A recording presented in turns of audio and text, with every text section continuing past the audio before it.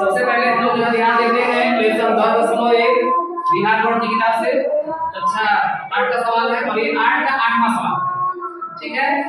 अब जो है इसके पहले सबसे पहले मेरे प्लेलिस्ट में जाइए और जाकर के जो है 10.1 का पहले 1 से 7 तक क्वेश्चन देख लीजिए, फिर इसको देखिए, ठीक है। यहाँ पर क्वेश्चन देखिए 5 पर घाते -1 प्लस 3 पर घाते -1 प्लस 2 पर घाते -1 पर घाते 0। ये पूरा एक राशि मान लेते हैं। अगर इस पूरी राशि के ऊपर अगर घात 0 हो जाए किसी भी संख्या या पद पर जो है घात शून्य का मान क्या होता है 1 होता है। इसका पूरा वैल्यू क्या हो जाएगा 1 हो जाएगा, ठीक है। ये सवाल इजी है, तुरंत हो गया आंसर इसका। आगे चलते हैं 4 पर घाते 0 यानी किसी भी संख्या पर घात शून्य का मान क्या होता है 1 होता है। कृपया कलम नीचे रखिए निगाहें बोर्ड पर, ठीक है। तो 4 पर घाते 0 का मान क्या होगा 1 प्लस कर लेंगे है ना जी। 4 पर घाते 0 का मान क्या होगा 1। किसी भी संख्या पर घात शून्य का मान 1 होगा, चाहे 100 पर घाते 0 का मान 1, 1000 पर घाते 0 का मान 1, ठीक है।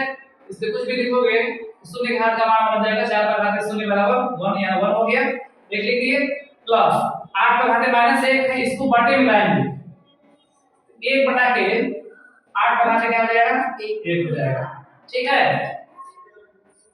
इसके बाद 2 पर घाते 3 का मतलब कितना हो जाएगा 2 पर घाते 3 का मतलब है 2 पर घाते 3 यानी 2 का कितनी बार होगा 3 बार।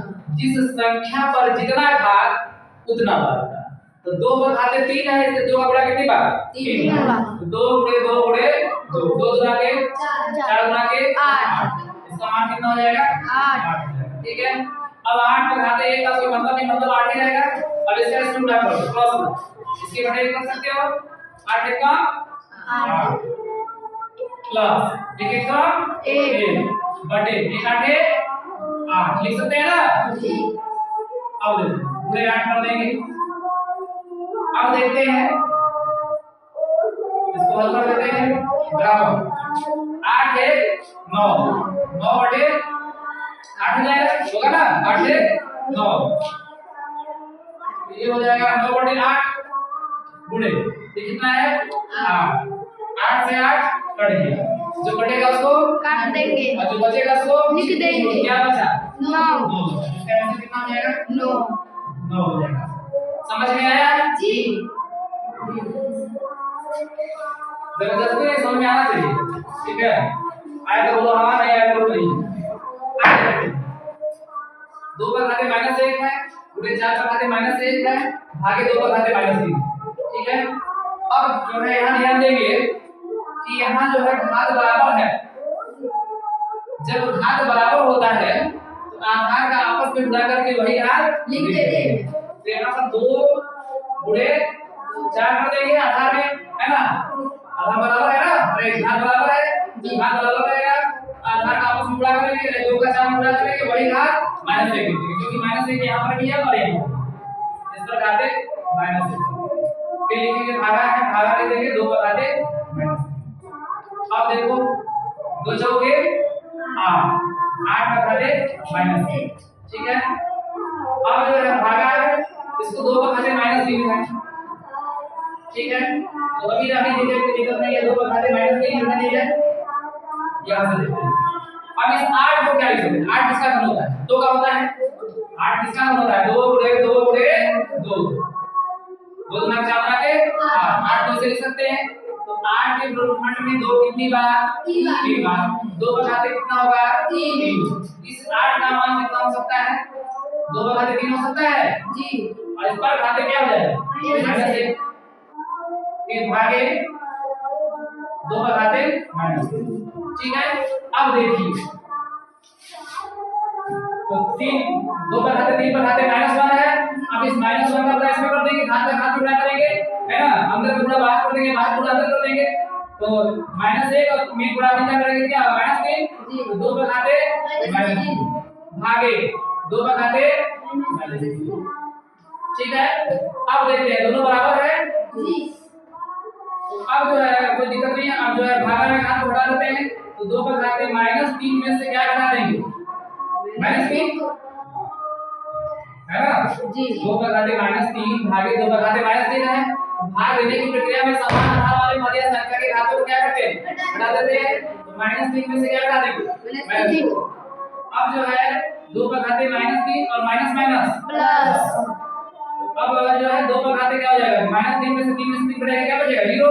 2 पर घाते 0। तो किसी भी संख्या में घात शून्य का मान क्या होता है, 1। इसका आंसर क्या हो जाएगा, 1 हो जाएगा। समझ में आया जी। अब जो है इसके बाद हम लोग जो है अगला क्वेश्चन देख लेते हैं। क्वेश्चन नंबर 9 कह रहा है कि मान ज्ञात कीजिए। ठीक है, तो क्वेश्चन नंबर 9 को भी देख लिया जाए।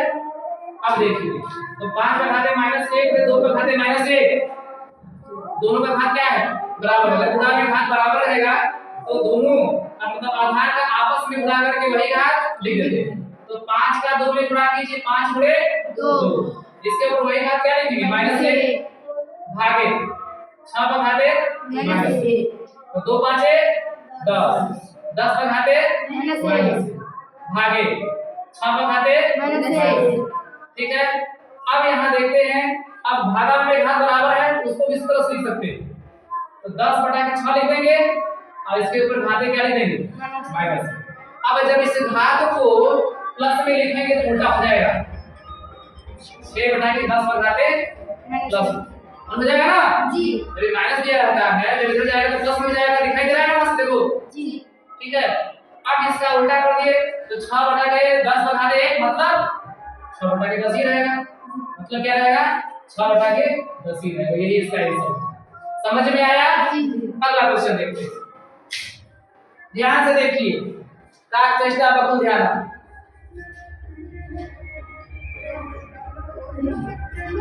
ठीक है, 3/5 ठीक है, इसको काटते हैं हम लोग, है ना। 6 बटा के 10 है, इसको काट देते हैं 2 से काटेंगे ना, 2 तिहाई 6 और 2 5 10, कितना हो जाएगा 3/5 हो जाएगा। ठीक है, 3/5 आंसर आ जाएगा। नहीं भी काटा तो 6 बटा 10 में सही था। आगे देखते, अब इसको देख लेते हैं इस सवाल को, अगले क्वेश्चन को। तो अब जो है 16 पर घाते -1 उधर 5 पर घाते 3 बटे 2 पर घाते -4। ठीक है, अब ये 16 को क्या लिख सकते हैं, 2 पर घाते 4 लिख सकते हैं। 16 क्या लिख सकते हैं, 2 पर घाते 4। यहां से समझ लीजिए, 16 को जो है 2 गुणे 2 गुणे 2 गुणे 2, 16 का जब गुणनखंड करेंगे तो 2 गुणे 2 गुणे 2 गुणे 2 हो जाएगा, 2 गुना के 4, 4 गुना के 8 गुना के 16। ठीक है, इस 16 को क्या लिख सकते हैं, 2 कितनी बार आ गया 4, 2 पर घाते 4। इस 16 के स्थान में क्या लिख सकते हैं, 2 पर घाते 4 लिख सकते हैं ना जी।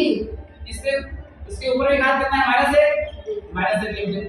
इसका 5 पर घाते 3 बटे कर देते हैं 2 पर घाते -4। ठीक है, अब यहां से देखिए, अब क्या करते हैं, इसको हल कर देंगे।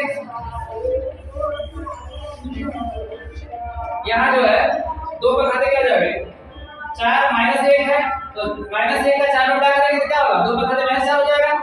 2 पर घाते -4 गुणे 5 पर घाते 3 बटे 2 पर घाते -। अब ये ऑलरेडी कट जाएगा, है ना, ऊपर नीचे कट जाएगा, तो जो कटेगा उसको काट देंगे, जो बचेगा उसको लिख देंगे। तो बच क्या रहा है, 5 पर घाते 3 और 5 का घात कितना होता है 125 होता है ना, 5 में से 25 बचे 125, क्योंकि 5 पर घाते 3 का मतलब 5 का 3 बार गुणा कीजिए, 5 बचे 25 बचे 125, इसका वैल्यू कितना हो गया 125। यहाँ लिख देंगे 5 का क्यूब जो है कितना हो जाएगा 125 है, 125 लिख देंगे, ये इसका क्या हो जाएगा आंसर हो जाएगा। ठीक है, अब इसका सभी लोग जो है साइड स्क्रीन ले लीजिए। ठीक है, आज के लिए बस इतना ही, थैंक्स।